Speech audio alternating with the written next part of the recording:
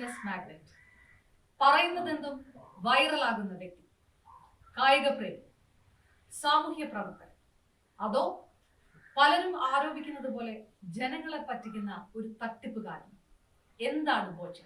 ബോബി ശമണൂരാണ് ഇത്തവണ ക്യുവൈറ്റിൽ നമുക്കൊപ്പം. നമസ്കാരം.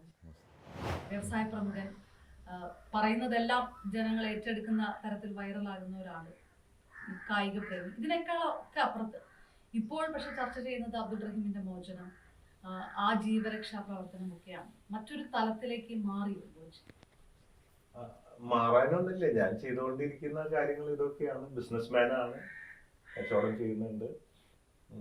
ഒപ്പം തന്നെ ഒരു സ്പോർട്സ്മാൻ ആയിരുന്നു. സ്കൂൾ തൊട്ടിട്ട് 112 കിലോമീറ്റർ ഓടി വേൾഡ് റെക്കോർഡ്, പിന്നെ സോഷ്യൽ ഗിന്നസ്, അങ്ങനെയുള്ള പല ചാരിറ്റി പ്രവർത്തനങ്ങളൊക്കെ ആയിട്ട് മുമ്പോട്ട് പോകുന്നു. സോഷ്യൽ വർക്ക് എൻ്റെ പാഷനാണ്. അങ്ങനെ എല്ലാം കൂടി ചെയ്തിട്ട് മുമ്പ് ഇടയ്ക്ക് എന്റർടൈനർ ആവും, തగ్గടിക്കും. ജീവിതം ഒന്നുമല്ലേ ഉള്ളൂ, എല്ലാം ഇവിടെ തന്നെയല്ലേ ചെയ്യാൻ പറ്റുള്ളൂ. അപ്പൊ ഇതുപോലെയുള്ള കാര്യങ്ങളൊക്കെ ആയിട്ട് മുമ്പോട്ട് പോകുന്ന ആളാണ് ഇതൊക്കെ. ഇപ്പോൾ വാർത്തയാകുന്നത് എന്താണ് ബോച്ചെ മലയാളികൾക്ക് എന്നുള്ളത് അബ്ദുൾ റഹീമിന്റെ മോചനവുമായിട്ട് ആ നടത്തിയ ആ ഒരു കാരുണ്യ പ്രവർത്തനം, ആ ഇടപെടൽ, അത് വല്ലാതെ ജനങ്ങൾ തന്നെ ചേർത്ത് പിടിക്കുന്ന ഒരു ഘട്ടത്തിലേക്ക് എത്തുന്നു. അതാണ് ഞാൻ ചോദിച്ചത്. അതൊരു മാറ്റമാണോ? മാറ്റം എന്ന് പറഞ്ഞാൽ എന്ത് മാറ്റം? അല്ല, സ്വയം ഞാൻ ചോദിക്കുന്നത് അങ്ങനെ ഒരു മറ്റൊരു തലത്തിലേക്ക് ബോച്ചെ അങ്ങനെ ജനങ്ങൾ തന്നെ മാറി കണ്ടു തുടങ്ങി. ഇത് എല്ലാ കാലം ചെയ്തുകൊണ്ടിരിക്കുന്നതാണ്. ഇതിന് കുറച്ച് പ്രചാരം കൂടി എന്നുള്ളതേ ഉള്ളൂ. ഞാൻ സൗദി ജയിലിൽ നിന്ന് ഒരു മലയാളി ഒരു രക്ഷിച്ചിട്ടുണ്ട്. ഇങ്ങനെ അയാളുടെ ഗേൾ ഫ്രണ്ട് ഒരു ഫിലിപ്പീനോ പിന്നെ അടിക്കുകയും അത് തലടിച്ച് വീണ് മരിക്കാണ്ടൊക്കെ ഉണ്ടായിട്ടുണ്ട്. ഇപ്പൊ കൊലപാതകമാണെന്നൊക്കെ പറഞ്ഞിട്ട്. എന്നാ ആ പെണ്ണ് വേറൊരുത്തിലൂടെ പോയ ഇതില് ഇവര് തമ്മിൽ അടിയായതാണെന്നും കൊല്ലാൻ വേണ്ടി ശ്രമിച്ചതല്ല എന്നൊക്കെയാണ്. എനിവേ, ഞാൻ പേര് ഇതിപ്പോ കഴിഞ്ഞ കേസ് ആയതുകൊണ്ട് പറയുന്നില്ല. എനിക്ക് 20 വർഷമായി ഉണ്ടാവും. അന്നൊരു പ്രധാന പത്രത്തിൽ വന്നിട്ട് ഞാൻ ആദ്യം തന്നെ 1 ലക്ഷം രൂപ അതിലേക്ക് കൊടുക്കുകയും അത് വലിയ വാർത്തയാവുകയും ബാക്കി കാശ് അത് അന്ന് എന്തോ അത്ര ഇല്ലെന്നുണ്ട്, എത്രയോ ലക്ഷങ്ങളുടെ ഒരു ഇടപാടാണ് എൻ്റെ ഓർമ്മ, 40 ലക്ഷം അങ്ങനെന്തോ. എന്നിട്ട് ബാക്കിയുള്ളവർ പിരിവിട്ടിട്ട് അങ്ങനെ രക്ഷിച്ച വാർത്തയുണ്ട്. അങ്ങനെ പല സംഭവങ്ങളും നമ്മൾ ചെയ്തിട്ടുണ്ട്. ഇതിപ്പോ ഒരു പ്രാധാന്യം എന്ന് പറയാൻ കാരണം ഇത് വലിയൊരു 34 കോടിയുടെ ഒരു സംഭവമാണ്. ചിലപ്പോൾ ലോകത്ത് തന്നെ ഇത്രയും വലിയൊരു സംഖ്യ കൊടുത്തിട്ട് ഒരു നാട്ടുകാരെ രക്ഷിച്ച ഒരു ഇൻസിഡന്റ് എൻ്റെ അറിവിലില്ല. അപ്പൊ അത്രയും വലിയൊരു സംഖ്യ പിരിക്കാൻ എങ്ങനെ സാധിച്ചു, എങ്ങനെ ഇത് മാത്രമല്ല ആ വ്യക്തി തീർച്ചയായിട്ടും അയാളുടെ തല അറക്കപ്പെടും എന്ന് വിധി എഴുതി കഴിഞ്ഞു ജനങ്ങളും പല സംഘടനകളും. കാരണം 2 ആഴ്ച മാത്രം ബാക്കി നിൽക്കെ അത്രയും സമയം കൊണ്ട് 2,40,00,000 രൂപ മാത്രം പിരിക്കാനേ സാധിച്ചിട്ടുള്ളൂ. അപ്പൊ ഇനി 2 ആഴ്ച സമയം മാത്രമുള്ളപ്പോൾ ഈ 34 കോടി അസാധ്യമെന്ന് വിധി എഴുതിയവരാണ് പലരും. ഞാനിത് ഡെയിലി കക്കൂസയിൽ ഇരുന്നാണ് പത്രം വായിക്കുക. അപ്പൊ അന്ന് പത്രം വായിച്ചപ്പോഴാണ് ഇത് കാണാനിടയായത്. അത് എന്റെയും അബ്ദുറഹീമിന്റെയും ഭാഗ്യമാണ്. അന്ന് ആ പത്രം വായിച്ചില്ലെങ്കിൽ ഞാൻ ചിലപ്പോൾ യാത്രയിലാണെങ്കിൽ ചില ദിവസമൊക്കെ സ്കിപ്പാവും. അപ്പൊ അന്ന് കറക്റ്റായിട്ട് പതിവ് പോലെ പത്രം വായിച്ചു, ഇത് കണ്ടു, അന്വേഷിച്ചു. അപ്പോഴാണ് ഇതൊക്കെ അറിയുന്നത്. ഒരു വലിയ എഫർട്ട് ഇടേണ്ടി വന്നതിനാ. അപ്പം അബ്ദുൾ റഹീമിന്റെ ആ ഉമ്മയുടെ മുഖം, കരയുന്ന മുഖം, അത് പത്രങ്ങളിലൊക്കെ വന്നിട്ട് അത് മലയാളിയുടെ മനസ്സിൽ നിന്ന് പോയിട്ടില്ല. അതുകൊണ്ട് കൂടിയാണോ ഇങ്ങനെ ഒരു വലിയൊരു എഫർട്ട് എടുക്കാം? അതുകൊണ്ട് മാത്രമല്ല, അതിപ്പോ മക്കൾക്ക് വരുമ്പോ അമ്മമാരൊക്കെ കരയും, സ്വാഭാവികമുണ്ട്, അതൊക്കെ വിഷമമുണ്ട്. അത് മാത്രമല്ല, ഞാൻ കുവൈറ്റിൽ വെച്ചിട്ട് ഒരു പാർട്ട്ണർഷിപ്പ് ബിസിനസ്സിൽ പാർട്ട്ണർ എന്നെ ചതിക്കുകയും അങ്ങനെ ആ കളവുകൾ പിടിക്കപ്പെട്ടപ്പോൾ ഞാനും അയാളായിട്ട് കുറച്ച് അടിയും വഴക്കൊക്കെ ഉണ്ടാവുകയും എനിക്കെതിരെ കള്ളപ്പരാതി കൊടുത്തിട്ട് പോലീസ് സ്റ്റേഷനിൽ ഒരു ദിവസം ഞാൻ പോയി ഇരുന്നിട്ടുണ്ട്. അപ്പൊ മുതല് നഷ്ടപ്പെട്ടവന്റെ അവസ്ഥ, ആ നഷ്ടപ്പെട്ടവൻ വീണ്ടും കള്ളപ്പരാതിയുമായിട്ട് അവിടെ ചെന്നിരിക്കേണ്ട ഒരു അവസ്ഥ വന്നപ്പോൾ ഭയങ്കര വേദന തോന്നി. അതേസമയം ഞാൻ ഒരാളെ കൊന്നിട്ടാണ് 10-20 വർഷം ജയിലിൽ പോയി കിടക്കണം, എനിക്കൊരു ബുദ്ധിമുട്ടും തോന്നില്ല. I did it. കുറ്റം ചെയ്യാതെ ഉള്ള അവസ്ഥ, ആ ഒരു അവസ്ഥ ഞാൻ ആലോചിച്ചു പോയി. അപ്പോൾ 18 വർഷം ഒരു നിരപരാധിയാണെങ്കിൽ ആ ഒരു കാലം ഒരു ചെറുപ്പക്കാരൻ്റെ ആ ജീവിതം മുഴുവൻ അവിടെ, അത് നിരപരാധിയുള്ള ആ വേദന എന്തായിരിക്കും, ചെയ്തിട്ടുണ്ടെങ്കിലൊക്കെ എന്നിട്ടും തല അറക്കാൻ പോവുകയാണ്. അപ്പം എനിക്ക് മാനസികമായിട്ട് അത് ഉൾക്കൊണ്ട് എനിക്കറിയാം ആ ഒരു വിഷമം എന്താണെന്നത്. നിരപരാധിയാണെങ്കിൽ ആ വിഷമം, അങ്ങനെയാണ് ഞാൻ ഇതിൽ ഇടപെടാൻ കാരണമായത്. ചാരിറ്റി പ്രവർത്തനം ഇതിനു മുൻപ് ഒരുപാട് ചെയ്തിട്ടുള്ളതാണ്. പക്ഷേ സംഭാവന ജനങ്ങളോട് ചോദിക്കുക, ഞാനത് യാചിക്കുകയാണ് എന്ന് പറയുന്ന ഒരു ഘട്ടം, അങ്ങനെ അത് ആദ്യമായിട്ടാണ് ഞാൻ എൻ്റെ ജീവിതത്തിൽ എനിക്ക് തോന്നണ ഒരു 30 വർഷമായിട്ട് എൻ്റെ ബിസിനസ്സിൽ കിട്ടുന്ന ലാഭത്തിൻ്റെ ഒരു വിഹിതം ഞാൻ കൊടുത്തുകൊണ്ടിരിക്കുന്നതാണ്. ജനങ്ങൾക്ക് അറിയാവുന്നതാണ്.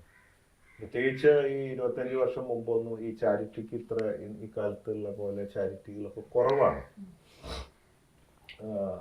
അങ്ങനെ കണ്ടിട്ടില്ല. പിന്നീട് ഇപ്പോൾ ഇതൊക്കെ ഒരു കോമ്പറ്റീഷനാണ് ചാരിറ്റി ചെയ്യാനായിട്ട്. എൻ്റെ ലാഭത്തിൻ്റെ വിഹിതം വെച്ചിട്ട് മാത്രമാണ് 1 രൂപ പോലും ഒരാളിൽ നിന്ന് ഞാൻ സംഭാവന സ്വീകരിച്ചിട്ടില്ല. ഇത് ആദ്യമായിട്ടാണ്. കാരണം ഇത്രയും വലിയൊരു സംഖ്യ ആയതുകൊണ്ടുമാണ് ഞാൻ ഇതിന് ഒരു പിച്ചപാത്രം എടുത്ത് ഒരു ബെഗറായിട്ട് സ്ട്രീറ്റിൽ ഇറങ്ങിയത്. കാരണം ഇതിൽ സംഭാവന വാങ്ങാതിരിക്കാൻ കാരണം നമ്മൾ എത്ര നല്ല രീതിയിൽ ചെയ്താലും കള്ളനാവും. നമ്മൾ ജനങ്ങളിൽ നിന്ന് വാങ്ങി കൊടുക്കുമ്പോൾ അതിൽ നിന്ന് കുറച്ച് അടിച്ചു മാറ്റി എന്ന് പറയും, അത് ഉറപ്പാണ്. അങ്ങനെ ഞാൻ ആദ്യം 1 കോടി രൂപ കൊടുത്തു മാതൃകാപരമായിട്ട്. ആ 1 കോടി കൊടുത്തിട്ടും കാര്യമില്ല. ഞാൻ അവിടെ AC ഇരുന്നിട്ട് ഇതൊന്നും പറഞ്ഞിട്ട് കാര്യമില്ലല്ലോ. അപ്പം ഞാൻ തന്നെ റോട്ടിലിറങ്ങി ഒരു പാത്രമായിട്ട് ഇറങ്ങുമ്പോൾ ജനങ്ങളിൽ അതൊരു കൗതുകം ഉണർത്തും. പോച്ചയുടെ ഒരു പിച്ചക്കാരനായിട്ട് നടക്കുന്നുണ്ട്, അതിന് ട്രോളുകൾ ഉണ്ടാവും, എന്തുകൊണ്ടായിക്കോട്ടെ. പക്ഷെ എൻ്റെ ലക്ഷ്യത്തിലെത്താൻ അത് സാധ്യമാവും ഞാൻ റോട്ടിൽ ഇറങ്ങിയാൽ. അപ്പോൾ എല്ലാ ജില്ലകളിലും Boche fans charitable trust members ഇറങ്ങും, പല സംഘടനകൾ ഇറങ്ങും. ഇതിനൊരു പ്രചോദനമാകും, വലിയൊരു ഒരു മാസ് ഒരു ടൈപ്പിലുള്ള ഒരു ഓപ്പറേഷൻ ആവും എന്ന് എനിക്കറിയാം. ഇത്രയും വലിയൊരു തുകയാണ്, ജനങ്ങൾ ഇങ്ങനെ കണ്ണടച്ച് കൂടെ നിൽക്കുന്നത്. അപ്പോൾ ആത്മവിശ്വാസം ഉണ്ടായിരുന്നു. എനിക്ക് വിശ്വാസം ഇല്ലാണ്ട് ഇറങ്ങാൻ പറ്റില്ലല്ലോ. പിന്നെ ഒരു വിശ്വാസമല്ല, 5-10 കോടി കുറഞ്ഞാലും ഞാനെടുത്ത് കൊടുക്കേണ്ടി വരുന്ന എനിക്കറിയാം. അത് കൊടുക്കും, ഇറങ്ങിയാൽ പിന്നെ നമ്മളത് ചെയ്യണമല്ലോ. തിരിച്ചു കയറുന്ന ശീലം നമുക്കില്ല എന്നതുകൊണ്ട് അത്രയല്ലേ മാക്സിമം വരാനുള്ളൂ. പിന്നെ എനിക്ക് ധൈര്യം വന്നു. എല്ലാ ജില്ലയിലും നമ്മുടെ ബോച്ചെ ഫാൻസ് പറഞ്ഞു നമ്മൾ ഇറങ്ങാം, നടക്കും, പലതുള്ളി പെരുവെള്ളം എന്നുള്ള. അങ്ങനെ ആ ഒരു ധൈര്യത്തിൽ ഇറങ്ങി. പിന്നെ അമ്മയുടെയും സപ്പോർട്ട് കിട്ടി. അമ്മ സാധാരണ പിരിവൊന്നും കൊടുക്കാത്ത ആളാണ്, ക്രിസ്ത്യാനി പക്ക. എനിക്ക് ജാതി മതമൊന്നുമില്ല, ക്രിസ്ത്യൻ കുടുംബത്തിൽ ജനിച്ചാലും അങ്ങനെ ഇല്ല. ഞാൻ പ്രത്യേക ഒരു പാർട്ടി ഇല്ല, വോട്ട് ചെയ്തിട്ടില്ല. ഇല്ല, അമ്മ ഒരു പൈസ ആകെ പള്ളിക്ക് മാത്രം ക്രിസ്ത്യാനി അച്ഛന്മാരും വലിയവർക്ക് മാത്രം വന്ന എല്ലാം 100 റുപ്യ 1000 റുപ്യ കൊടുത്തേ ഉള്ളൂ. പഴഞ്ചൻ മോഡലാണ് അമ്മ. ആള് നല്ല അമ്മയൊക്കെയാണ്, പക്ഷെ ഇങ്ങനത്തെ ആ ഒരു രീതികളൊന്നും ആൾക്കില്ല. പഴഞ്ചൻ സ്റ്റൈലിലുള്ള ഒരു ഇതാണ്. ഇതില് ആദ്യമായിട്ട് എന്നെ ഞെട്ടിച്ച് കളഞ്ഞു. അതും ക്രിസ്ത്യാനി അല്ലാത്ത ഒരു സഹോദരന് വേണ്ടി 1 ലക്ഷം രൂപ സംഭാവന എന്നെ വിളിച്ചിട്ട് തന്നു. മോനെ ഇത് കൊടുക്കും. എന്നെ ഞെട്ടിച്ച് കളഞ്ഞു. ആദ്യമായിട്ടാണ് 1 ലക്ഷം രൂപയ്ക്ക് അമ്മ കൊടുക്കാന്ന് പറഞ്ഞാൽ നമ്മൾ പറയില്ലേ കാക്ക മലന്ന് പറക്കുന്നൊക്കെ പറഞ്ഞ പോലത്തെ അവസ്ഥ. ഞാൻ ഞെട്ടിപ്പോയി. അപ്പൊ അമ്മയ്ക്ക് എന്തോ മാറ്റം വന്നു. ഈവൻ ഞാൻ ഈ റോട്ടിലിറങ്ങി പിച്ചപ്പാത്ത എന്നെ ആദ്യം അത് പോണ്ടാന്ന് പറഞ്ഞു. നീ പൈസ കൊടുത്തോ, നീ വെയിലത്ത് അത്രയും ചൂടത്ത് ഈ പാത്രം പിടിച്ചിങ്ങനെ നടക്കണം, മോശമില്ല, ആൾക്കാർ എന്താ വിചാരിക്കുക. അതും പേരെന്നെ ബോച്ച യാചക യാത്ര, നീ എന്താ യാചകനാണ്. ആ പഴയ ആൾക്കാർക്ക് ആ കൺസെപ്റ്റ് മനസ്സിലാവില്ല. അമ്മ പഴയ 9ാം ക്ലാസ്സാണ്. അപ്പൊ അതിനെതിരെ നിന്ന് അമ്മ ഇതൊക്കെ കണ്ട് ഇതൊക്കെ കഴിഞ്ഞു കഴിഞ്ഞപ്പോ പിന്നെ അമ്മയുടെ മനസ്സ് മാറി. ഞാനും ഒരു അമ്മയല്ലേ, നിനക്കാണ് ഈ അവസ്ഥ വന്നെങ്കിൽ എന്ന ഒരു ചിന്ത അമ്മയിൽ ഭയങ്കര ഇതുണ്ടാക്കി. സാറില്ലേ മോനെ, നീ എന്തായാലും ഇറങ്ങി ഇരിക്കട്ടെ. ആ 1 ലക്ഷം കൊടുക്കണ വരെ പിന്നെ ഒരുപാട് സംഘടനകളും ആൾക്കാരും ഒക്കെ അകമഴിഞ്ഞ് സംഭവിച്ചു. പിന്നെ ഈ അമ്മ 1 ലക്ഷം ഇടുമ്പോ വരയ്ക്കും 10 കോടി രൂപയോളം കുറവാ ആ ദിവസം. അപ്പോഴും ഞാൻ വിചാരിച്ചു മിനിമം ഒരു 5-10 എൻ്റെ കയ്യിൽ നിന്ന് ഇറങ്ങേണ്ടി വരുന്നു. ഇത് കഴിഞ്ഞിട്ട് ഇത് ഭയങ്കര വൈറലായി.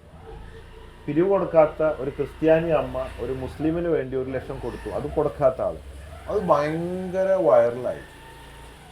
അത് വൈറലായിട്ട് ആ സെയിം ദിവസം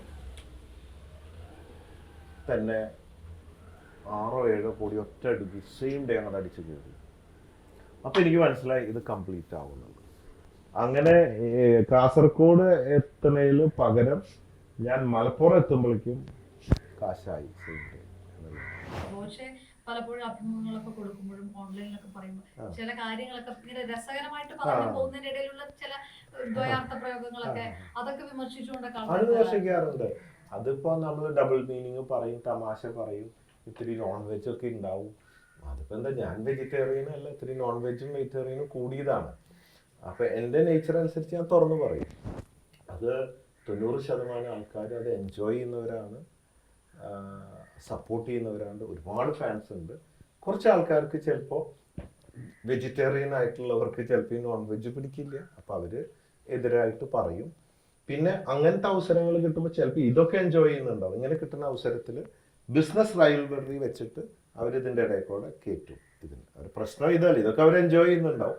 പക്ഷേ ഈ കിട്ടിയ ചാൻസിൽ നമ്മുടെ കോമ്പറ്റീഷൻ ഫീൽഡിലുള്ളവർ ചിലപ്പോൾ ഇതിന് മറുപടി കൊടുത്തിട്ട് ഇവൻ എന്ത് വൃത്തികെട്ടവനാ, ഇവൻ എന്താ പറയുന്നത്, ഇവൻ അങ്ങനെയല്ല ഇങ്ങനെയല്ല എന്നൊക്കെ പറയും.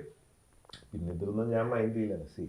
ഞാൻ ഹ്യൂമൻ സൈക്കോളജി മനസ്സിലാക്കിയത്, മനുഷ്യനായ ഞാൻ മനുഷ്യനെ പഠിക്കുമ്പോൾ എല്ലാവരും ഏറെക്കുറെ സെയിമാണ്. നമ്മൾ മനുഷ്യനാണ്, ചോരയും നീരുള്ളവരാണ് എല്ലാവരും. പക്ഷേ ചിലർ കാണാമറയത്താണ്. ഇത്രയുള്ള വ്യത്യാസം ഞാൻ കാണുന്നുള്ളൂ. 99% മനുഷ്യരുടെ ആഗ്രഹങ്ങളും ചിന്തകളും വികാരങ്ങളും ഒക്കെ സെയിമാണ്. ബട്ട് അവര് മറ്റുള്ളവരെ കുറ്റം പറയുകയും സ്വയം പുണ്യാളനായിട്ട് ചമഞ്ഞ് നടക്കുകയും എല്ലാം കാണാമറയത്ത് നമ്മളുടെ 100 ഇരട്ടിയായിരിക്കും കാര്യങ്ങൾ അവർ ചെയ്യുന്നുണ്ടാവും. അത് വെരി ഓപ്പൺ. എനിക്കാരും പേടിയില്ല. അതിൻ്റെ ഭവിഷ്യത്തുകൾ ഫേസ് ചെയ്യാൻ തയ്യാറായിട്ടുള്ള ആളാണ്. നമ്മൾ ചങ്കുറ്റത്തിൽ ജീവിക്കും, ചെയ്യുന്നത് പറയും, പറയുന്നത് ചെയ്യും, മുമ്പോട്ട് പോകും. പേടിച്ച് മരിക്കാൻ ഉദ്ദേശിക്കുന്നില്ല. നേച്ചുറലായിട്ടൊരു മരണം ഒരു പ്രാവശ്യം ഒരു മനുഷ്യനുള്ളൂ പ്രകൃതിയിൽ. നമ്മൾ ജനിച്ചു കഴിഞ്ഞാൽ മരിക്കും, അത് നമുക്കറിയില്ല, സമയത്ത് നടക്കും. അത് പേടിക്കേണ്ട കാര്യമില്ല, പ്രകൃതിയുടെ ഒരു ഭാഗമാണ്. പക്ഷെ എല്ലാ ദിവസവും പേടിച്ച് മരിക്കാൻ ഞാൻ തയ്യാറല്ല. ബാക്കിയൊക്കെ നമ്മൾ ഫേസ് ചെയ്യും. എല്ലാ ദിവസവും ഒരുപോലെ ആവുമോ? കുറേ ദിവസം നമ്മളെ സ്തുതിക്കും, കുറച്ച് കഴിയുമ്പോൾ ഈ സ്തുതിച്ചവരെടുത്ത് താഴെയിടും. ഇപ്പൊ ജീവിതത്തിൽ അങ്ങനെ ഒരു ആദർശം ഒക്കെ ആണ് പറയുന്ന ആള് പോലും മദ്യപാനത്തെ പ്രോത്സാഹിപ്പിക്കുന്ന രീതിയിൽ സംസാരിക്കുന്നു, കള്ളുഷാപ്പ് പറയുന്നു, അതിനെ കുറിച്ച് പറയുന്നു, അങ്ങനെയൊക്കെ ചെയ്യുന്നുണ്ടല്ലോ. ഞാൻ പറയില്ലേ, ഞാൻ ചെയ്യണ കാര്യങ്ങളൊക്കെ ഓപ്പൺ ആയിട്ട് ഞാൻ 2 എണ്ണം അടിക്കും. എന്നുവെച്ചാൽ വലിയ കുടിയനൊന്നുമില്ല, കുപ്പി കണക്കിന് കുടിച്ച് നശിക്കൊന്നുമില്ല എന്നോർത്തിട്ട് കുടിക്കാത്തവര് കുടിക്കണമെന്ന് ഞാൻ പറയില്ല. ഞാൻ 2 എണ്ണം അടിക്കുന്നതാണ്. ഇപ്പൊ ഇതുപോലെയുള്ള വിഷയങ്ങളൊക്കെ വരുമ്പോ അതിന് റെഡി മണിയായിട്ട് ഉത്തരം കൊടുക്കുന്നുണ്ട് ഓൺലൈനിൽ. പക്ഷെ ഒരു കാലം ഉണ്ടായിരുന്നില്ല കുറച്ചു മുമ്പ്, അന്നും ഒരുപാട് അലിഗേഷൻസ് വന്നിരുന്നു. കോമാളിത്തരാണ് കാണിക്കുന്നത് എന്നൊക്കെ പറഞ്ഞിരുന്നു. അപ്പോഴൊന്നും പക്ഷെ ഒന്നും പ്രതികരണങ്ങളൊന്നും ആ സമയത്തൊന്നും ഇല്ല. ഞാൻ ഒന്നും പ്രതികരിക്കില്ല. കാരണം എന്തിനാ പ്രതികരിക്കുന്ന? ഇടയ്ക്ക് ഞാൻ കോമാളി ആവാറുണ്ട്. അപ്പൊ എനിക്ക് അതിൽ കുറ്റബോധമില്ല, ബോധ്യമുണ്ട്. ചില ഡബിൾ മീനിങ് അത് ഇതൊക്കെ പറയുമ്പോൾ കോമാളിയായിട്ട് പറയും. ഞാൻ മനുഷ്യനല്ലേ, ഞാൻ കോമാളിയാവും, ഇടയ്ക്ക് എരപ്പാളിയാവും, ചിലപ്പോൾ സീരിയസ് ആവും, സ്പോർട്സ്മാൻ ആവും, ബിസിനസ് മാൻ ആവും, എന്റർടൈനർ ആവും, എല്ലാ റോളും ഉണ്ട്. മനുഷ്യൻ എന്ന് പറഞ്ഞാൽ പ്ലസ് ആൻഡ് മൈനസ്, നെഗറ്റീവും പോസിറ്റീവും കൂടിയതാണ് സൃഷ്ടി. അതുകൊണ്ട് അല്ലാണ്ട് ഞാൻ പറയാം ഞാൻ എല്ലാം തികഞ്ഞവനാണ്, എനിക്ക് തെറ്റ് പറ്റാത്തവനാണ്, ഞാൻ ഭയങ്കരാണെന്നൊന്നും ഞാൻ പറയില്ല. അങ്ങനെ പറഞ്ഞാൽ പൊട്ടനാണ്. നമുക്ക് എന്തറിയാം? ജനിച്ചു എന്നല്ലാതെ മരിക്കും എന്നറിയാം. മരിച്ചു കഴിഞ്ഞാൽ എവിടെയാണ്? ആകാശമാണോ, ഭൂമിയാണോ, സ്വർഗമാണോ, നരകമാണോ, തീയാണോ?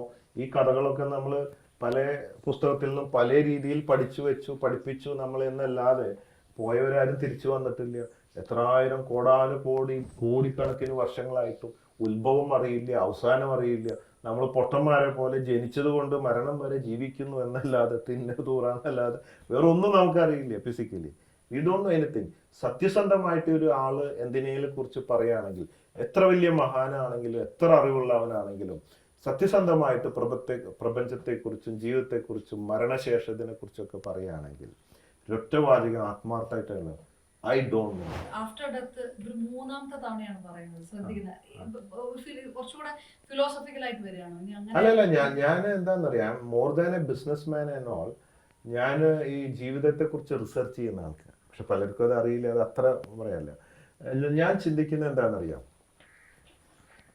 സൃഷ്ടി ഉണ്ടോ? കാണുന്നുണ്ടല്ലോ, ഇപ്പൊ നിങ്ങളായാലും ആകാശം, ഭൂമി, നക്ഷത്രങ്ങൾ, ഇതൊക്കെ ആരെങ്കിലും ഉണ്ടാക്കിയതാണോ? സൃഷ്ടാവ് ഉണ്ടോ? അങ്ങനെയാണെങ്കിൽ ആ സൃഷ്ടാവിനെ ആര് സൃഷ്ടിച്ചു? അറിയില്ല. അപ്പൊ ഇത് ഉണ്ടായതാണോ നമുക്കറിയില്ല. മനുഷ്യനൊന്നും അറിയില്ല. സത്യമായിട്ട് പറഞ്ഞാൽ ഇതിന് അവസാനമുണ്ടോ? അറിയില്ല. നമ്മൾ എന്തിനു ജനിച്ചു? കഷ്ടപ്പെട്ട് മരിക്കുന്നവരെ ജീവിക്കാനായിട്ട് സുഖദുഃഖങ്ങളോടുകൂടി ജനിച്ചു മരിക്കുന്നു. എന്തെങ്കിലും ലക്ഷ്യമുണ്ടോ നമ്മൾ ജനിച്ചതിന്? ഈ കാണുന്ന ചെറിയൊരു പ്രതിഭാസമല്ലാതെ എന്തെങ്കിലും ലക്ഷ്യമുണ്ടോ? ഇത്രയും വലിയ പ്രപഞ്ചം, മനുഷ്യൻ, ഇതൊക്കെ എന്തെങ്കിലും ലക്ഷ്യമുണ്ടോ? ആരാണ്? എന്താണ്? അങ്ങനെ ഉണ്ടോ ഇല്ലയോ എന്ന് നമ്മൾ സ്വാതന്ത്ര്യമില്ലാതെ. അല്ല, എനിക്കൊന്നും അറിയില്ല. നേരത്തെ പറഞ്ഞില്ലേ, ഇതിനൊന്നും ഉത്തരം പറയാൻ ലോകത്ത് ആർക്കും അറിയില്ല. ഞാൻ ആരാണോ, ഞാൻ എന്താണോ എന്ന് ചോദിച്ചാൽ എനിക്ക് എന്താ അറിയാം? എനിക്കറിയുന്ന കാര്യം, ഞാൻ ജനിച്ചു കുട്ടിയാണെന്ന് എനിക്ക് മനസ്സിലായി, മരിക്കുന്നു മനസ്സിലായി, മരണശേഷം എന്താണെന്ന് എനിക്കറിയില്ല, ലോകത്ത് ഒരാൾക്കും അറിയില്ല എന്ന് മനസ്സിലായി, അതറിയണ ആരും ഇല്ല എന്ന് മനസ്സിലായി. സത്യസന്ധമായിട്ട് പറഞ്ഞാൽ എനിക്കൊന്നും അറിയില്ല എന്ന് എഴുതി വെച്ചിട്ട് മരിച്ചു പോകാനേ പറ്റുള്ളൂ. പിന്നെ പലരും പലതും പറയുന്നതൊക്കെ പഠിച്ചതും കേട്ടതും ചിന്തിച്ചതും ഊഹിക്കുന്നതുമായ കാര്യങ്ങളാണ്. ഇതിനൊക്കെ വല്ല പ്രൂഫുണ്ടോ? അത്രയേ ഉള്ളൂ. അപ്പൊ അറിയാത്ത കാര്യങ്ങളാണ്. വലിയ അന്തരമാണ് മനുഷ്യനും ഇതൊക്കെ ആയിട്ട്. അപ്പൊ അതുകൊണ്ട് ഞാൻ ഇതിനെക്കുറിച്ചൊക്കെ റിസർച്ച് ചെയ്യുന്ന ആളാണ്. അവസാനം ഇതിനൊരു ഉത്തരമില്ല എന്ന് മനസ്സിലായി. നമുക്ക് ഇതിനൊരു സ്വാതന്ത്ര്യം ഇല്ല. നമ്മൾ 47 സ്വാതന്ത്ര്യം കിട്ടിയെന്നൊക്കെ പറഞ്ഞാലും മനുഷ്യന് ഏറ്റവും സ്വാതന്ത്ര്യമില്ലാത്ത അവസ്ഥ, ഞാൻ എന്തിന് ജനിച്ചു, ഞാൻ മരിച്ചിട്ട് എന്താണ്, ഇതിന് ശേഷം എന്താ ഇപ്പൊ കഥ, ഒന്നും അറിയില്ല. എൻ്റെ അപ്പനും അമ്മ ഉണ്ടായതുകൊണ്ട് ഞാൻ ഉണ്ടായതുകൊണ്ട് അടുത്ത കുട്ടി ഉണ്ടായി, എന്നല്ലാതെ വേറെ ഒന്നും നമുക്കറിയില്ല. എന്താണ് ലക്ഷ്യം? ഈ കാണുന്ന ഭക്ഷണം കഴിക്കുക, കാശുണ്ടാക്കുക, കുറെ സൂക്കേട് വരിക, കുറെ അങ്ങോട്ട് കുറ്റം പറയുക, അങ്ങനെ ഒരു മനുഷ്യന്റെ ഒരു ചെറിയ സമയം ഇത്ര വർഷം ജീവിച്ച് മുമ്പോട്ട് പോകും. എന്തിനു വേണ്ടിയിട്ട്? അപ്പൊ ഞാൻ ചിന്തിക്കും, ഞാൻ ഉണ്ടായിട്ടില്ലായിരുന്നെങ്കിൽ നാശിക്കാറുണ്ട്. ഇപ്പൊ ഈ രീതിയിൽ പറയുന്ന ഒരാള് പക്ഷെ കുറച്ചു കാലം മുൻപ് പറഞ്ഞു വന്നിരുന്നത് ജീവിച്ച് കടന്ന ആ ഒരു അനുഭവങ്ങളൊക്കെ ആയിരുന്നു. അതിനകത്ത് ഈ വളരെ ചെറുപ്പത്തില് യാത്ര ചെയ്ത് ബാംഗ്ലൂർക്ക് പോകുന്നത്, ബോംബെ അധോലോകം, അതൊക്കെ അന്ന് തള്ളാണെന്നൊക്കെ പറഞ്ഞു വന്ന ട്രോളിനൊന്നും കണക്കില്ല. അപ്പം പെട്ടെന്ന് ആ ചിന്താഗതിയിലൊക്കെ ഒരു വ്യത്യാസം. അല്ല, അങ്ങനെയല്ലല്ലോ. ഞാൻ ഇപ്പൊ പറഞ്ഞതില് നമ്മൾ ജീവിക്കുന്നു, ഈ ജീവിക്കുന്ന കാലഘട്ടത്തിൽ ഇതൊക്കെ ചെയ്തുകൊണ്ട് ജീവിക്കുന്നു, അത്രയേ ഉള്ളൂ എന്ന് പറയാം. അതിനപ്പുറത്തേക്ക് ഇതൊക്കെ നമ്മൾ ചെയ്യുന്നുണ്ട്. നമ്മൾ മനുഷ്യൻ ചെയ്യുന്ന എല്ലാ മനുഷ്യരും ചെയ്യുന്നുണ്ട്. നമ്മൾ ചെയ്യുന്നു, ചിലവർ മറവിൽ ചെയ്യുന്നു, ചിലവർ ഓപ്പൺ ആയിട്ട് ചെയ്യുന്നു. ഇത്രേ വ്യത്യാസമുള്ളൂ. എല്ലാവരും ഒരുപോലെ തന്നെ. പക്ഷേ ഈ ഭൗതികമായ കാര്യങ്ങൾ വിട്ടിട്ട് നമ്മൾ ജീവിതത്തെക്കുറിച്ച് റിസർച്ച് ചെയ്താൽ കിട്ടുന്ന അർത്ഥമില്ല, നമുക്കറിയില്ല എന്നുള്ളതിനെ കുറിച്ച്. ജനിച്ചു മരിച്ചു സന്യാസിമാരൊക്കെ പറയുന്ന ഒരു മോഡാണ്. അങ്ങനെ എന്തെങ്കിലും മനസ്സിലുണ്ടോ? ഇല്ലില്ല, ഞാനും ഒരു മനുഷ്യനാണ്, പച്ചയായ മനുഷ്യൻ. എൻ്റെ അറിവ് പരിമിതമാണ്, അതിനപ്പുറത്തേക്ക് അറിയില്ല.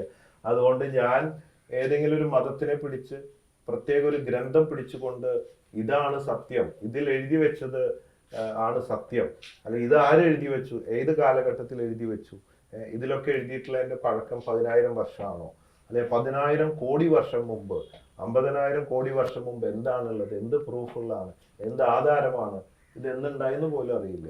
അതുകൊണ്ട് അത് ഇതുമായിട്ടുള്ള അന്തരം ഭയങ്കരമല്ലേ. അതുകൊണ്ട് ഇതൊക്കെ ആയിരിക്കാം, എനിക്കറിയില്ല. രാഷ്ട്രീയത്തിൽ ഇറങ്ങിക്കൂടെ എന്ന് ചോദിക്കുന്ന ആൾക്കാരുണ്ട്. വോട്ട് ചെയ്യാറില്ല എന്ന് പറഞ്ഞ് കേട്ടിട്ടുണ്ട്.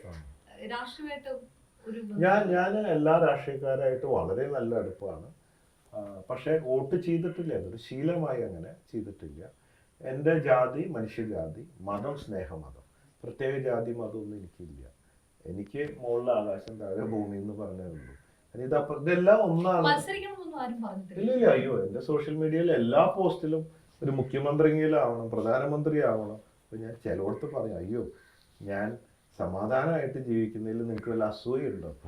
എനിക്കിപ്പോൾ ശത്രുക്കളില്ല, ഇന്ന പാർട്ടി ഇല്ലാത്തതുകൊണ്ട് പാർട്ടി ശത്രുക്കളില്ല, പ്രത്യേക ഒരു മതം ഇല്ലാത്തതുകൊണ്ട് മതപരമായിട്ടുള്ള അടിയിലില്ല. ഇതൊക്കെ ഞാൻ ഫ്രീ ആണ്, സന്തോഷവാനാണ്. അതുകൊണ്ട് എന്തിനാണ് ഇപ്പൊ നമ്മൾ എത്ര നല്ല രാഷ്ട്രീയ പ്രവർത്തനം കാഴ്ചവെച്ചാലും ഏതെങ്കിലും ഒരാൾക്ക് നല്ല പേരുണ്ടോ? എത്ര നന്നായിട്ട് ചെയ്താലും ഒരു ക്ലീൻ സർട്ടിഫിക്കറ്റ് ഞാൻ നോക്കിയിട്ട് ഇന്ത്യയിൽ ഒരു രാഷ്ട്രീയക്കാരനും ഉണ്ടോ? മാഡത്തിന് അങ്ങനെ പറയാൻ പറ്റില്ല. ഒരു മനുഷ്യന് അസാധ്യമാണെന്നുള്ളതുകൊണ്ടാണ് ഇതിൽ ഇറങ്ങാത്തത്. നമ്മളിനി എന്ത് തലകുത്തി മറിഞ്ഞാലും ഒരു പ്രശ്നം വന്നാൽ അപ്പൊ അതുമ്പോൾ കയറ്റി പിടിച്ചിട്ട് അതിൽ അഴിമതിയുണ്ട് മറ്റുണ്ടെന്ന് പറയും. രാഷ്ട്രീയക്കാർ നല്ലവരും ഉണ്ട്, പൊട്ടവരും ഉണ്ട്. പക്ഷെ ഞാൻ മനസ്സിലാക്കിയിട്ട് എല്ലാവരെ കുറിച്ചിട്ടും മീഡിയയിൽ കംപ്ലീറ്റ് ഞാൻ ഏതെങ്കിലും ഒരാളെ കുറിച്ചിട്ട് ഇതുവരെ പരാതി ഇല്ലാത്ത ഒരാള് ഉണ്ടോ എന്ന് ഞാൻ നോക്കും. ഇല്ല, എല്ലാവരെ കുറിച്ച്. അപ്പൊ ചില ആൾക്കാരൊക്കെ കുറെ നല്ല ചെയ്യുന്ന ആൾക്കാരെ എനിക്കറിയാം. എന്നാൽ പോലും വരുമ്പോൾ രാഷ്ട്രീയത്തിൽ വരുമ്പോഴൊക്കെ കുറ്റമാണ് പറയുന്നത്. അപ്പൊ എന്തിനാ ഞാനിത് ഏറ്റെടുത്തിട്ട് സ്വീകരിക്കുന്നത്? മാത്രമല്ല എനിക്ക് പ്രത്യേക എൻ്റെ ലൈൻ വേറെയാണല്ലോ, ഓരോരുത്തർക്കും ഓരോ ലൈനാണ്. അപ്പൊ ഞാൻ ജനങ്ങളുമായി ചേർന്ന് സഹകരിച്ച് അവരെ ഉപദ്രവിക്കാതെ പറ്റാവുന്ന സഹായം ചെയ്തുകൊണ്ട് അവരെ സ്നേഹിച്ച് അവരെന്നെ സ്നേഹിച്ച് ആ സ്നേഹം ഏറ്റെടുത്തുകൊണ്ട് എൻ്റെ മുദ്രാവാക്യം സ്നേഹം കൊണ്ട് ലോകം കീഴടക്കുകയാണ്. അങ്ങനെ സ്നേഹം കൊണ്ട് കീഴടക്കി സ്നേഹിച്ചുകൊണ്ട് ഏറ്റവും മധുരമായ ഏറ്റവും എൻഡ്ലെസ് ഏറ്റവും സൂപ്പർ ഫീലിംഗ് ഉള്ള സാധനമാണ് ഈ സ്നേഹം. നമ്മളൊരാൾ സ്നേഹിക്കുക എന്ന് പറഞ്ഞാൽ ഇതിൽ കൂടുതൽ നമ്മൾ എത്ര കോടി രൂപ കൊടുത്താലും കിട്ടാത്തൊരു സാധനമാണ്. അതുകൊണ്ട് ആ പഞ്ച് ലൈൻ തന്നെ ഇടാൻ കാരണം അതാണ് ഞാൻ. അപ്പം എനിക്ക് കിട്ടുന്നത് സ്നേഹമാണ്. ഇതേ വേണ്ട എനിക്ക്, ഇതിനേക്കാൾ മുകളിലല്ല ഒന്നും. പിന്നെ ഞാൻ ചിന്തിക്കുന്നത് എന്താണെന്ന് വെച്ചാൽ എന്നോട് പലരും ചോദിക്കും സിനിമയിൽ അഭിനയിച്ചോളൂ. അപ്പം ഞാൻ ചിന്തിക്കുക എന്താണെന്നറിയാം, ഒരുപാട് ഓപ്ഷൻസ് മിക്കവാറും ആഴ്ചയിൽ വരും. സിനിമയിൽ എന്തിനാ അഭിനയിക്കുന്നതെന്ന് ഞാൻ ചോദിക്കും. അങ്ങനെ ആവശ്യമുണ്ടെങ്കിൽ ആവാം. കുറെ പേര് അഭിനയിക്കുന്നത് അവരുടെ ജീവിത മാർഗമാണ്, ഉപജീവനമാണ്, ബിസിനസ്സാണ്, അവർക്ക് വരുമാനം അതാണ്, തെറ്റൊന്നുമില്ല. എനിക്ക് ഞാൻ സിനിമയിൽ അഭിനയിച്ചിട്ട് എനിക്ക് എൻ്റെ ഉപജീവനം നടത്തേണ്ട കാര്യമില്ല. എൻ്റെ ബിസിനസ് അതല്ല, ദാറ്റ്സ് നോട്ട് മൈ ഇൻകം. പിന്നെ എന്തിനാ അഭിനയിക്കാം? പിന്നെ ഫെയിം, കുറെ ഫാൻസ് ഉണ്ടാവണം, സെലിബ്രിറ്റി ആണ്. ഞാൻ സിനിമയിൽ അഭിനയിക്കാണ്ട് തന്നെ സെലിബ്രിറ്റിയാണ്, ലക്ഷക്കണക്കിന് ഫാൻസ് ഉണ്ട്. അപ്പൊ പിന്നെ സിനിമയിൽ അഭിനയിച്ചിട്ട് ഇനി ഫാൻസിനെ ഉണ്ടാക്കേണ്ട ആവശ്യമില്ല. അത് ഞാൻ സിനിമയാക്കണമെന്ന് ആഗ്രഹിച്ചു. അത് ഞാൻ പറയാൻ കാരണം ഈ അബ്ദുൾ റഹീമിനോട് ബന്ധപ്പെട്ട കുടുംബത്തിലും സംഘടനകളും ബന്ധപ്പെട്ട ആൾക്കാരാണ് എന്നോട് പറഞ്ഞ് നമുക്കിത് ചെയ്തുകൂടെ, താങ്കൾ ഇതിന് ഇറങ്ങിയത് കൊണ്ട് ഇത്രയും കാശ് പിരിച്ചത് കൊണ്ടും അതിന് നല്ല പ്രചാരണം ഉള്ളത് കൊണ്ടും താങ്കൾ അതിൽ അഭിനയിക്കണം എന്ന് പറഞ്ഞു. അപ്പം ഞാൻ താല്പര്യമില്ല എന്നാൽ അത് എടുത്തോടെ പൈസ മുടക്കിയിട്ട്. കാരണം അതിന് പറയാൻ കാരണം പലരും വിലയിരുത്തിയത് ഈ 34 കോടി പിടിക്കാൻ ഇറങ്ങിയപ്പോൾ ഒരു കാര്യം മനസ്സിലായി. ഞാൻ ഇറങ്ങിയപ്പോൾ അതിനൊരു മാതൃകയായിട്ട് ഇറങ്ങി സ്റ്റാർട്ട് ചെയ്തപ്പോൾ ഒരുപാട് പേര് പൈസ ഇട്ടു. അന്ന് ഇൻഫ്ലുവൻസർ എന്നുള്ളത് മനസ്സിലായി. അതുകൊണ്ട് ഈ സിനിമ ബോച്ച ഇറക്കിയാൽ ബോച്ചയുടെ ഫാൻസ് തന്നെ കണ്ടാൽ 70 ലക്ഷം ഫാൻസ് മാത്രം കണ്ടാൽ തന്നെ ഇതിൻ്റെ കളക്ഷൻ എത്രയോ അപ്പുറത്തേക്ക് പോകും. അതുകൊണ്ട് ബോച്ച ഇറക്കി കഴിഞ്ഞാൽ കളക്ഷൻ സൂപ്പർ ആയിരിക്കും എന്നുള്ള ഒരു അഭിപ്രായം പറഞ്ഞു. ഞാൻ ചിന്തിച്ചപ്പോൾ ബിസിനസ് ആംഗിളിൽ ചിന്തിച്ചപ്പോൾ റെഡിയാണ്. കാരണം ഇത്രയും ജനങ്ങൾ. ഇനി വേറൊരു കാര്യമുണ്ട്, എത്ര ലക്ഷം ആൾക്കാരെ പൈസ ഇട്ട് അവർക്കൊക്കെ ഒരു ആഗ്രഹം ഉണ്ടാവില്ല. അബ്ദുറഹിമിൻ്റെ കാര്യം ഞാൻ പൈസ കൊടുത്ത് രക്ഷിച്ച ആളുടെ കഥയല്ലേ, അപ്പം അവർക്കും ആ സ്നേഹം ആ ഒരു കഥയോട് ഉണ്ടാവും. ഇപ്പം പ്രളയം വന്നപ്പോൾ അത് നടന്ന സംഭവമാണ്. അതുകൊണ്ട് ഇത് വിജയിക്കുന്നുള്ളതുകൊണ്ട് എന്നോട് പറഞ്ഞു ഞാനത് എടുക്കാമെന്ന് പറഞ്ഞു. അപ്പോഴേക്കും വിവാദമായി. ഞാൻ പറയില്ല, എന്ത് പറഞ്ഞാലും എന്തെങ്കിലും ആലോചിക്കുമ്പോഴേക്കും ആരെങ്കിലും 1-2 മീഡിയ അപ്പം റഹീമിനെ വിറ്റ് കാശാക്കാൻ പോകുന്നു. റഹീമിനെ രക്ഷിക്കാൻ തന്നെ കാരണം ഈ 34 കോടി പിരിക്കാൻ 1 കോടി കൊടുക്കാനും കാരണം, രക്ഷിക്കാൻ കാരണം റഹീമിനെ സിനിമ എടുത്ത് 500 കോടി ഉണ്ടാക്കാനുള്ള ലക്ഷ്യം ആദ്യമേ ഞാൻ കണ്ടു. എന്നിട്ടാണ് ഞാൻ ഇറങ്ങി. അതുകൊണ്ട് ഞാൻ പറഞ്ഞു വിവാദത്തിന് ഞാനില്ല.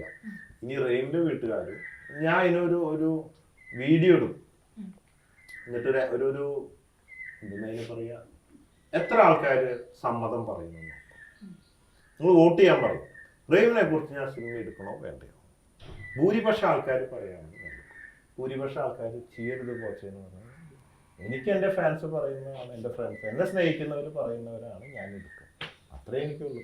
ഞാനിപ്പോൾ ഇത് ചെയ്തിട്ട് അതിൽ നിന്ന് കുറച്ച് കാശ് കിട്ടുമോ കിട്ടാതിരിക്കും, ഇതൊന്നും വിഷയമല്ല. പിന്നെ ഒരു കാര്യം പറഞ്ഞിട്ടുണ്ട്, അതിന് കിട്ടുന്നതിന് ഒരു മേജർ പോർഷൻ ഞാൻ ചാരിറ്റിക്ക് വേണ്ടി ഉപയോഗിക്കുന്നതാണ്.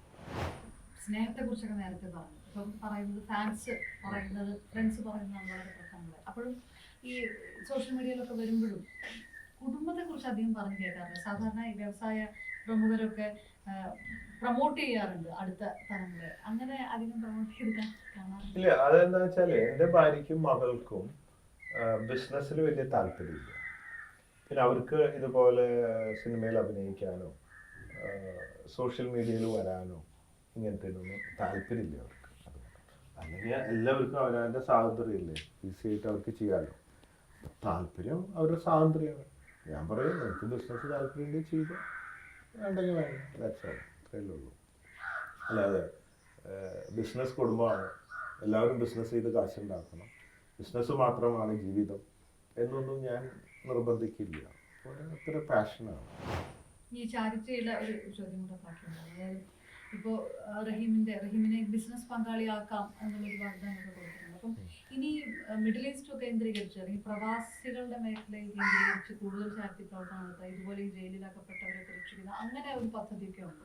അങ്ങനെ പദ്ധതിയുണ്ട്. ഇപ്പോൾ അബ്ദുറഹീം തിരിച്ചെത്തുമ്പോൾ അദ്ദേഹത്തിന് ഈ ബോച്ചെ പാർട്ട്ണർ ഫ്രാഞ്ചൈസി ഫ്രീ ആയിട്ട് കൊടുക്കാമെന്ന് പറഞ്ഞിട്ടുണ്ട്. അതിനു വേണ്ടിയാണ് ഒരു ദിവസത്തെ സെയിൽസ് നടത്തിയിട്ട് അതിന് സെയിൽസ് ആൾക്ക് വേണ്ടിയിട്ട് നടത്തി അതിൻ്റെ ലാഭം കളക്ഷൻ ഇതിന് ഉപയോഗിക്കുന്നൊക്കെ പറഞ്ഞു. അപ്പോൾ അത് ഫ്രീ ആയിട്ട് ഇട്ട് കൊടുക്കുന്നുണ്ട്. ഇപ്പോൾ എനിക്ക് തോന്നുന്നു 15,000-ഓളം ബോച്ചെ പാർട്ട്ണർ ഫ്രാഞ്ചൈസിയാണ് വന്നിട്ടുള്ളത്. അതിൽ കുറേ മെജോറിറ്റി ടീ ആണ്. പിന്നെ കുറച്ച് ഞങ്ങൾ ഈ Boche gold and diamond mini showrooms 100 ഗൾഫിൽ ഇവിടെയായിട്ട് തുടങ്ങുന്നുണ്ട്. അതിൽ 5 ലക്ഷം മുതൽ 5 കോടി വരെ ഇൻവെസ്റ്റ് ചെയ്യാനുള്ള അവസരമുണ്ട്. അങ്ങനത്തെ ഒരു ജോയിൻറ്റ് വെഞ്ചറാണ് വരുന്നത്. കുറേ എൻക്വയറി ഇതിലൊക്കെ വന്നിട്ട് നിൽക്കുന്നുണ്ട്. ഇപ്പം ഞാൻ ബോച്ചെ ഫാൻസ് ചാരിറ്റബിൾ ട്രസ്റ്റിലൂടെ അർഹിക്കുന്ന പാവപ്പെട്ടവർക്ക് കുറച്ച് ഫ്രാഞ്ചൈസി ഫ്രീ ആയിട്ട് കൊടുക്കുന്നുണ്ട്. ഇനി കുറച്ച് കഴിഞ്ഞാൽ ഞാൻ ഇതിനൊക്കെ ഒരു 2 to 5 lakhs വരെ ഫ്രാഞ്ചൈസി ഫീസ് വാങ്ങും. പിന്നെ ഒരു ജില്ലയുടെ സൂപ്പർ സ്റ്റോക്കിസ്റ്റ് മാസ്റ്റർ ഫ്രാഞ്ചൈസിക്ക് 5 കോടി രൂപ വെച്ച് വാങ്ങും. അത് ഒരു ജില്ലയിലെ കൊടുത്തിട്ടുള്ളൂ, ബാക്കി പെൻഡിങ്ങിൽ വെച്ചിരിക്കുകയാണ്. നമ്മൾ തന്നെ ചെയ്യണോ കൊടുക്കണോ എന്നുള്ളതൊന്നും തീരുമാനിച്ചിട്ടില്ല. ഇപ്പോൾ പഴയ കാലത്തെ പോലെ നേരത്തെ തന്നെ പറഞ്ഞു തുടങ്ങിയിരുന്നു, ചാരിറ്റി സമൂഹ മാധ്യമങ്ങളിലൂടെ അല്ലെങ്കിൽ വഴി പോകുന്നവർ മുഴുവൻ ഈ ചാരിറ്റി നടത്തുന്ന അത് ആ ഒരു ലേബലിൽ നിൽക്കുന്ന ഒരു സമയമാണ്. കൂണ് പോലെ പൊട്ടിമുളയ്ക്കുന്നതായതുകൊണ്ട് അതിൽ പകുതി കൂടുതൽ തട്ടിപ്പാണെന്നുള്ള വാർത്തകൾ വരികയും ചെയ്യുന്നുണ്ട്. സ്വാഭാവികമായിട്ടും അങ്ങനെ സംശയിക്കാനും ആ രീതിയിൽ പറയാനുള്ള സാധ്യത കൂടുതലല്ലേ? അതെ ഉണ്ടാവും. പക്ഷെ അങ്ങനെയുള്ളവർ ഒരുപാടുണ്ട്. എല്ലാവരും ഒരു വണ്ടിക്ക് പൂട്ടാൻ പറ്റില്ലല്ലോ. എന്തെങ്കിലും പ്രശ്നം ഉണ്ടെങ്കിൽ പറയണം. ചാരിറ്റിക്ക് തട്ടിപ്പ് നടത്തി, അല്ലെങ്കിൽ സംഭാവന സ്വീകരിച്ച് തട്ടിപ്പ് നടത്തി, അല്ലെങ്കിൽ ഒരാൾ വന്ന് പറയാ എന്നെ ബോച്ചെ പറ്റിച്ചു, എവിടെയെങ്കിലും ഒരു പരാതി കാര്യങ്ങൾ, എൻ്റെ ഷെയറിൻ്റെ പൈസ തിരിച്ചു തരുന്നില്ല, അല്ലെങ്കിൽ എൻ്റെ ഇൻവെസ്റ്റ്മെൻറ്റ് മലങ്കരയിലോ മറ്റുള്ളയിടത്തോ എൻ്റെ ഡെപ്പോസിറ്റ് എൻ്റെ ഇൻവെസ്റ്റ്മെൻറ്റ് എനിക്ക് തിരിച്ചു തന്നില്ല, എനിക്ക് ലഭിക്കേണ്ട ലാഭം തിരിച്ചു തന്നില്ല എന്ന് ഏതെങ്കിലും ഒരാൾ വന്ന് പറയണ്ടേ? ബിസിനസ് പരമായിട്ട് അതിൽ ശത്രുക്കൾ ഉണ്ടാകാം. അപ്പം ഒരു ബിസിനസ് പാർട്ട്ണറുമായി ബന്ധപ്പെട്ടുണ്ടായ കേസ് അതിൽ കോടതിയിൽ വളരെ അനുകൂലമായിട്ടുള്ള ഒരു തീരുമാനം. അതെനിക്ക് എന്നെ ഏറ്റവും എന്താ പറയുക, ഒരു ഇരട്ടി മധുരം, കോടതിയിൽ നിന്ന് ഒരു ഇരട്ടി മധുരം കിട്ടാന്നൊക്കെ പറഞ്ഞ പോലെയാണ്. ഞാനൊരു ജ്വല്ലറി ഒരു പാർട്ട്ണറുമായിട്ട് നടത്തിയിരുന്നു. അത് ഒരു 6-7 വർഷം മുമ്പ് ഞങ്ങളെ പാർട്ട്ണർഷിപ്പ് പിരിഞ്ഞു. കാരണം അദ്ദേഹം എന്നോട് ചോദിക്കാതെ അദ്ദേഹത്തിൻ്റെ കുടുംബങ്ങൾക്കും മറ്റുള്ള ആൾക്കാർക്കൊക്കെ സ്വർണം കടം കൊടുക്കുകയാണ്. എന്നിട്ട് അത് നിശ്ചിത സമയത്ത് തിരിച്ചടക്കില്ല.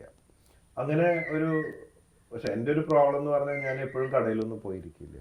പാർട്ട്ണർ എന്ന് പറഞ്ഞാൽ ഫുൾ ടൈം അവിടെയാണ്. അപ്പോൾ ആ സ്റ്റാഫും പാർട്ട്ണറുമായിട്ടുള്ള അടുപ്പം ഓട്ടോമാറ്റിക് അതൊക്കെ. അപ്പോൾ നമ്മൾ ഈ ഓഡിറ്റ് ചെയ്യുമ്പോഴൊക്കെ ഇങ്ങനത്തെ പ്രശ്നങ്ങളും ചർച്ചകളും പ്രശ്നങ്ങളും വഴക്കുകളൊക്കെ വരിക. അപ്പോൾ എനിക്ക് മനസ്സിലായി പാർട്ട്ണർഷിപ്പ് അത് ശരിയാവില്ല എന്ന് മനസ്സിലായി. അങ്ങനെ നമ്മൾ പിരിയാൻ തീരുമാനിച്ചു കഴിഞ്ഞപ്പോൾ ഞങ്ങളെല്ലാം ഭാഗം വെച്ചു. അവരവർക്ക് കിട്ടാനുള്ളതൊക്കെ കിട്ടി. അവസാനം എനിക്കൊരു 35 ലക്ഷം രൂപ പുള്ളി തരാനുള്ളത് ആൾ കടം പറഞ്ഞു. 35 ലക്ഷം ഞാൻ തന്നോളാം, ഓക്കെ, തീർന്നു പോട്ടെ. അതിലൊരു ചെക്കും തന്നു 35 ലക്ഷത്തിന്.